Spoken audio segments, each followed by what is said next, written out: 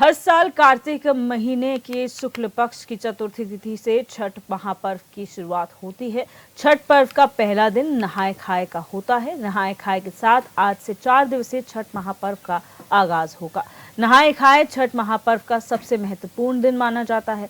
इस दिन स्नान करने और शुद्ध भोजन करने से शरीर और मन दोनों शुद्ध होते हैं।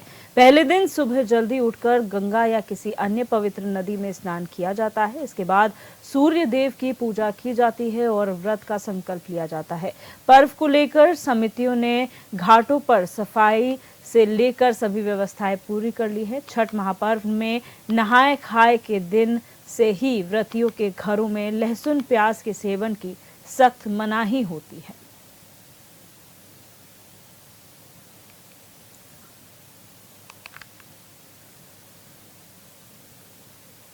तो आपको बता दें कि आज नहाय खाए के साथ ही छठ महापर्व की शुरुआत हो चुकी है। आज सुबह से ही पवित्र नदियों में स्नान करने के बाद सूर्य को अर्घ्य देकर इस व्रत की शुरुआत की जाती है और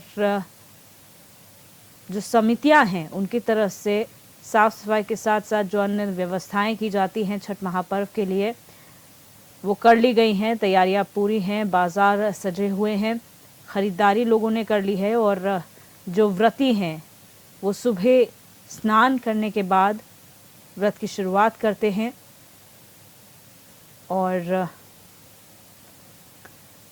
व्रत का संकल्प लिया जाता है। आप देख सकते हैं तस्वीरों में भी जहां पर घाटों पर छठ महापर्व की तैयारियां की गई हैं, सुंदर रंगोलियां बनाई जा रही हैं और ये महापर्व जो है बड़े ही हर्षोल्लास के साथ अब देश के अलग अलग हिस्सों में मनाया जाता है। ये मुख्यतः बिहार का एक लोक पर्व है जो अब पूरे देश में अलग अलग मनाया जाता है।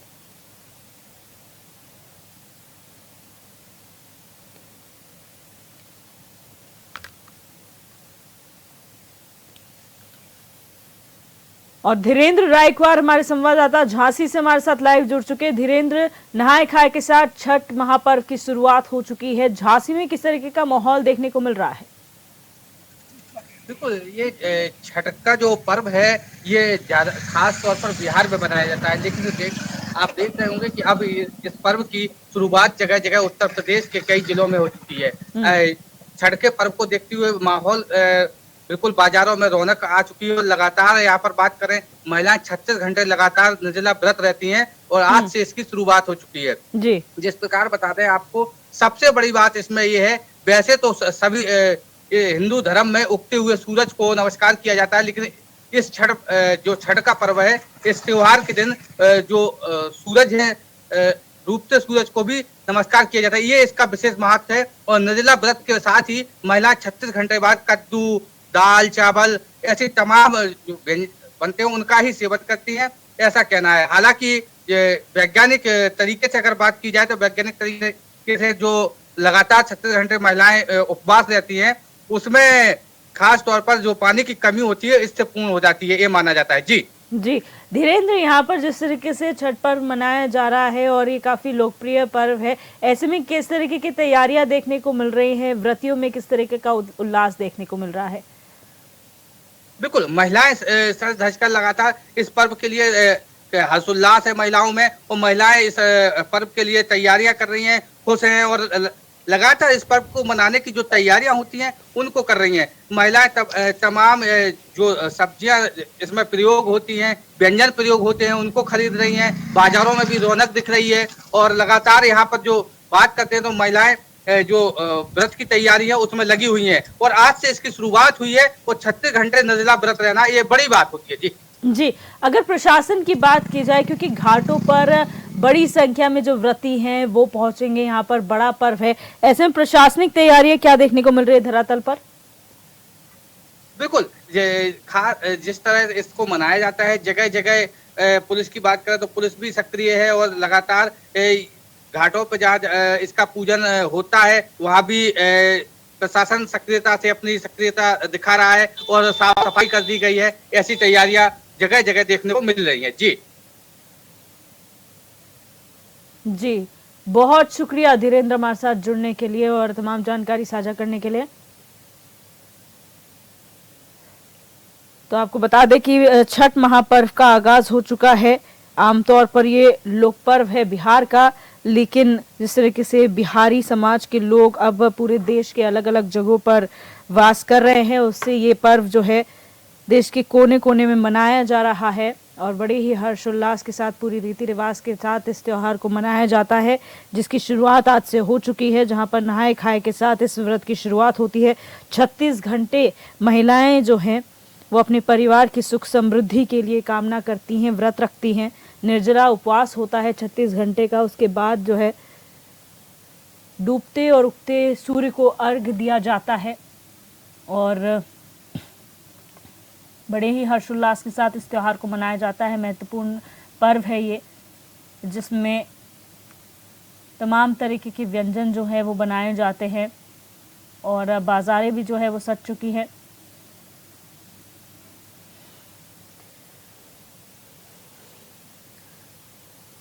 और अमेठी से हमारे संवाददाता आदित्य तिवारी हमारे साथ लाइव जुड़ चुके हैं। आदित्य, अमेठी में किस तरीके का नजारा देखने को मिल रहा है छठ महापर्व के मद्देनजर?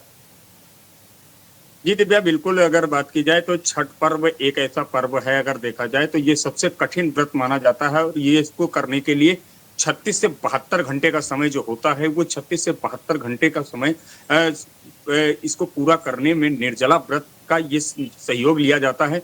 सती व्रत का ये सबसे बड़ा उदाहरण है। अगर बात की जाए तो कहा गया है पौराणिक काल में कि माता सीता ने इस व्रत को रखा था जब भगवान राम रावण को मार कर अयोध्या आए थे, तो उस समय ये बिहार में तमसा नदी के किनारे पर जो है पहली बार जो है व्रत रखा गया था। साथ ही अगर बात की जाए तो आज जो है भगवान कृष्ण के जो है बड़े भाई बलदाऊ का जन्मदिन है। इस वजह इसका भी इससे जोड़ा जाता है। नदियों में, पोखरों में, तालाबों में जिस तरीके से इसको लेकर उगते सूर्य और अस्त होते सूर्य को अर्घ देकर व्रत को करना काफी कठिन माना जाता है। इसमें अगर देखा जाए तो तामसी भोजन का जो है बिल्कुल प्रवेश वर्जित है। उसमें किसी प्रकार का लहसुन से, प्याज से लेकर किसी भी तरीके की चीजें नहीं खानी चाहिए। इसका जो अगर खास बात अगर बात की जाए तो नहाना खाना, इसका नाम ही होता है नहाना और खाना। इससे ये व्रत की शुरुआत होती है और इस व्रत को अगर देखा जाए तो निश्चित रूप से अमेठी ही नहीं, ये पहले बिहार से शुरुआत हुई और आज पूरे भारत देश में छठ पर्व का जिस तरीके से माहौल है, छठ पर्व को लेकर जिस तरीके से माताएं बहनें इसका जो है पूरी तरीके से व्रत रखती हैं अपने पति की दीर्घायु के लिए। क्योंकि सूर्य देवता के बारे में अगर कहा जाए कि सूर्य देवता को अर्घ देना और छठी मैया जो है इनका बहन और भाई का रिश्ता होता है। जो कोई ये व्रत पूरा करता है निश्चित रूप से उसके ऊपर जो है बड़ी असीम कृपा होती है और इस व्रत को करना काफी कठिन भी माना गया है। लेकिन आज भारत देश में अगर देखा जाए तो छठ पर्व का जो महत्व है, छठ पर्व को लेकर जिस तरीके से बाजारों में रौनक है, हर्षोल्लास है, इसको करने की जो विधि है लोगों में गांव-गांव तक ये फैल चुका है। जहां तक बात की जाए तो नदियों की, अमेठी में तो अमेठी में गोमती नदी का किनारा जो है, इस पर जो है जिलाधिकारी से लेकर पुलिस अधीक्षक घाटों का निरीक्षण किए। जगह जगह पर व्यवस्था की गई है कि किस तरीके से छठ पर्व को मनाने के लिए किसी प्रकार की कोई घटना दुर्घटना न हो, इसके लिए पुलिस की टीमें लगी हुई हैं।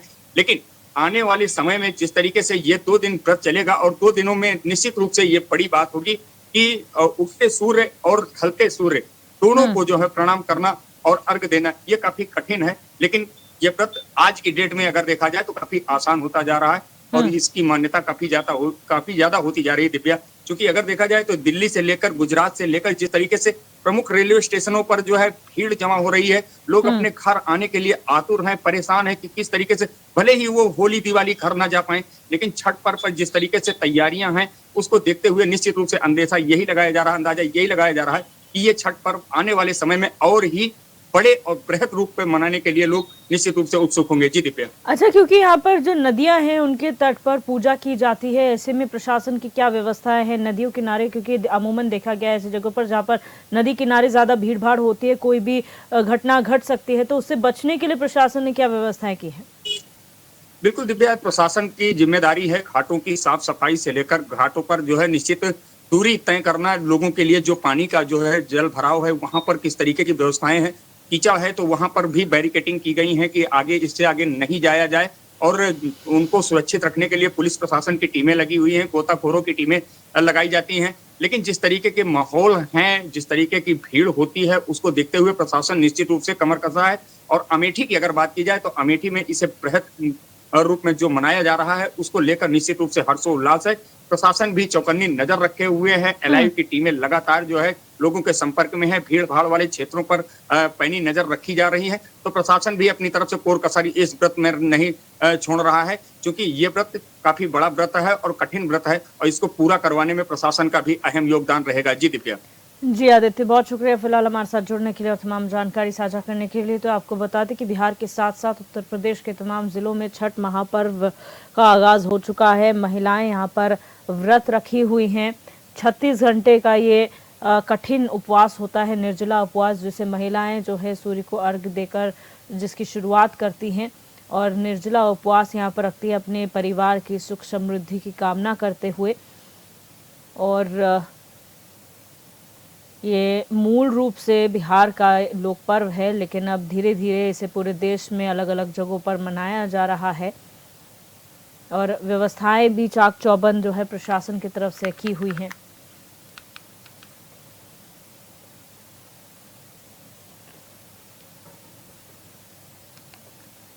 और महाराजगंज से हमारे संवाददाता ब्रिजेश गुप्ता हमारे साथ लाइव जुड़ चुके हैं। ब्रिजेश, अगर बात करें महाराजगंज की, तो छठ महापर्व की किस तरह से धूम देखने को मिल रही है, क्या असर देखने को मिल रहा है इस त्योहार का? बिल्कुल दिव्या, आपको बता दें कि महाराजगंज में छठ पर्व को लेकर काफी उत्साह देखा जा रहा है। हालांकि ये देख लीजिए, ये बलिया घाट है, यहाँ पे जो है छठ पर्व को लेकर तैयारियां प्रशासन की तरफ कर ली गई है। जो यहाँ वेदियां बनाई गई हैं, रंगाई पुताई किया गया है, उसके बाद से जो यहाँ जो है गंदगी थी उसको साफ सफाई किया गया है। अगर महाराजगंज की बात करें तो महाराजगंज भारत नेपाल सीमा से सटा हुआ है, तो बॉर्डर पे भी सुरक्षा एजेंसियां काफी अलर्ट पे है। अभी थोड़ी देर पहले जो है पुलिस अधीक्षक जो सोमेंद्र मीणा है, उन्होंने जो है सारे थानेदारों को जो है अलर्ट पे रखा गया है। जहाँ महाराजगंज जिले में करीब 550 घाटे हैं, जिसमें जो है सभी घाटों पर जो है पुलिस व्यवस्थाएं चाक चौबंद रखने का निर्देश दिया गया है। जो पीआरबी के जवान हैं और जो एंटी रोमियो हैं, उनको भी जो है आज से उनकी ड्यूटियां जो है बदल दी गई है। महाराजगंज की बात करें तो बिहार से यह पर्व निकल कर आया था। आज जो है महाराजगंज में करीब लाखों की संख्या में महिलाएं जो है इस पर्व को रखती हैं। जी दिव्या। अच्छा, यहाँ पर सुरक्षा व्यवस्था की आपने बात की, क्योंकि इंडो नेपाल बॉर्डर वहाँ पर है, तो यहाँ पर तमाम सुरक्षा बल भी तैनात किए गए हैं। ऐसे में घाटों के किनारे किस तरीके की खास व्यवस्था देखने को मिल रही है? क्योंकि नदियों के किनारे अमूमन देखा गया जहाँ भीड़ होती है वहाँ कोई भी घटना घट सकती है, तो क्या ऐसे में गोताखोरों की टीम वहाँ पर लगाई गई है या फिर जिला प्रशासन के जो लोग हैं वहाँ पर तैनात होंगे? दिव्या, आपको महाराजगंज की बात करें तो सबसे पहले जो है जहाँ जिस जगह नदी के किनारे जो है छठ घाट बना है, वहाँ पे जो है गोताखोरों की तैनाती की गई है। उसके साथ ही महाराजगंज की जो पुलिस प्रशासन है वो भी काफी अलर्ट है। हालांकि जो महाराजगंज के डीएम सोमेंद्र अनुनय झा है, उनका साफ तौर पे जो नगर पालिका है, नगर पंचायत है और ग्राम सभा के स्तर है, वहाँ पे भी जो है अधिकारियों को तैनात किया गया है कि छठ पर्व को लेके किसी तरह की कोई दिक्कतें ना हो। हालांकि जो है महाराजगंज जिला जो है वो सबसे पहले भारत नेपाल सीमा पड़ता है, उसके बाद बिहार, यानी 2 सीमाओं से जो है महाराजगंज लगा हुआ है। इसको लेके प्रशासन जो है बॉर्डर पे भी जो है काफी चाक चौबंद है। दिव्या।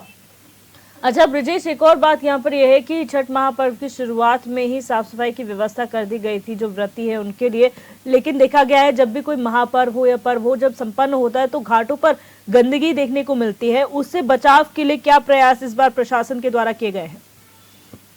दिव्या, आपको बता दें कि महाराजगंज के जो जिला अधिकारी अनुनय झा है, उन्होंने अधिकारियों को साफ तौर पर निर्देश दिया है कि छठ घाटों का जो है साफ सफाई चाक चौबंद रहे, व्यवस्था दुरुस्त रहे। इसको लेके प्रशासन जिला प्रशासन जो जिला अधिकारी है वो लगातार इस बात की मॉनिटरिंग कर रहे हैं और छठ घाटों का भी लगातार निरीक्षण कर रहे हैं। आज जो है जो सदर विधानसभा के जो विधायक जयमंगल कन्नौजिया हैं, उन्होंने भी जो है घाट का निरीक्षण किया और जो अधिशासी अभियंता है आलोक कुमार, उनको भी साफ तौर पर निर्देश दिया है कि जो घाट है घाट पे साफ सफाई और जो वहाँ सफाई कर्मी है और उनके जो कर्मचारी हैं वो लोग लगातार जो है घाट की मॉनिटरिंग करे।